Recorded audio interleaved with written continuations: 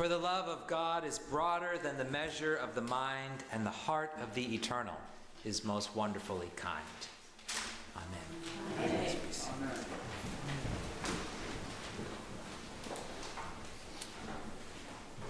If you ever struggle with your faith, I hope you know that you're not alone. Almost from the beginning, followers of Jesus have struggled with their faith because it's not an easy faith to follow. It's not filled with platitudes and easy answers. It's challenging to understand what God has done in the advent of Christ, and it's challenging to put our faith to work. That challenge is borne out from the beginning in the Gospel of Mark, the earliest of our four Gospels. One of the themes I always notice in the Gospel of Mark is the contrast between people who get it and people who don't get it. People who see Jesus for who he is and understand his message, and people who miss the point. And there are often surprises. You would think that the disciples, for example, would be the model of, discipleship. They willingly left their jobs and homes and followed Jesus, so you can expect them to set an example. But at best, they're a mixed bag. Sometimes they get it. Often they don't. This is epitomized by Peter, who correctly identifies Jesus as the Messiah, only to be called Satan when he tells Jesus to stop talking about the crucifixion. We'll hear that dramatic story next week. Instead, it's often women who were not part of the 12, but who faithfully followed Jesus, who are raised up as an example. In fact, after Jesus is arrested and the disciples get scared for their own safety and run away, the women stay with Jesus and follow him to the cross. Even though women couldn't give testimony in court, they were the first witnesses to the empty tomb. And Mary Magdalene is often called the apostle to the apostles. Another example, in those days the wealthy were seen to be favored by God, while the poor were thought to be suffering for something they or even their parents had done wrong. But when Jesus encounters a rich man who wants to follow God, he goes away sad when Jesus tells him he has to get rid of all of his possessions. He doesn't get it. Right after that, Jesus meets a man named Bartimaeus, who, despite being desperately poor, homeless, and blind, sees Jesus for who he is and puts all of his faith and trust in his saving power.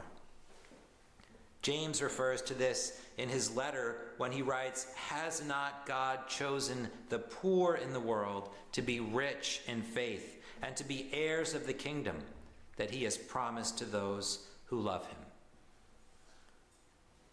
So what about Jesus' own people, the nation of Israel, the Jewish people? Mark, in his gospel, focuses on the power structure, the leadership, often the Pharisees, who were looking for the Messiah but were pretty sure that Jesus was not the Messiah. Last week we heard about a conversation between the authorities and Jesus, during which Jesus pointed out that they were worried about the wrong things, thinking that washing pots and pans correctly was extremely important, and not worrying about how the oppressed were treated. Again, those who might expect to get it don't. And even in Jesus' own family, they miss the meaning, at one point coming to get him from the synagogue and take him home because they think he's lost his mind. Which brings us to the Gentiles, non-Jews, foreigners who exist on the edges of Jesus' ministry, sometimes finding themselves at the center of the whirlwind. Some Gentiles discover the secret and join the movement, and we would expect them to be closed off to outsiders. Among those are a woman from Syria who barges into Jesus' private moment and demands his attention. Mark tells us that Jesus needed a break. He entered a house and did not want anyone to know he was there.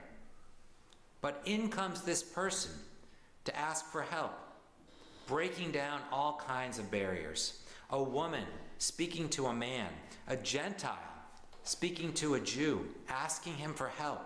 And there's no way to soften it. Jesus does not seem very happy to see her or very interested in her problem. It's not fair to take children's food and throw it to the dogs, he says. In other words, his ministry is to his own nation, not to outsiders. But by being inappropriately assertive, according to the customs of the times, she seems to show Jesus that even he doesn't get it. The good news, his message of salvation, the wideness of God's mercy is even wider than he may have known. The light bulb seems to come on for Jesus. He gets it, and he grants her wish for healing. And this is interesting. Jesus follows up this encounter by healing another Gentile, a man who couldn't hear or speak, in an intensely personal way involving his own saliva. And then he goes on to feed a crowd of 4,000 Gentiles, just as he had fed the crowd of 5,000 when he was back in Israel. He is changed by his encounter with the Gentile woman, and the change is manifested in how he carries out his mission from that moment on. The point that emerges from Mark's telling of the story of Jesus is that sometimes the people who think they get it don't, and the people who seem least likely to get it do. And that extends to us. It's okay when we struggle with our faith. And at the same time, we can't judge the content or the quality of other people's faith or decide who can and who can't be a faithful Christian. If we step back from the specifics of these various groups, Jews and Gentiles, women and men, rich and poor, we see a pattern. Through Christ, God is breaking down barriers and bringing light, peace, and healing to anyone who is open. Anyone. Jesus says to the man he heals, Ephphatha, which means be opened.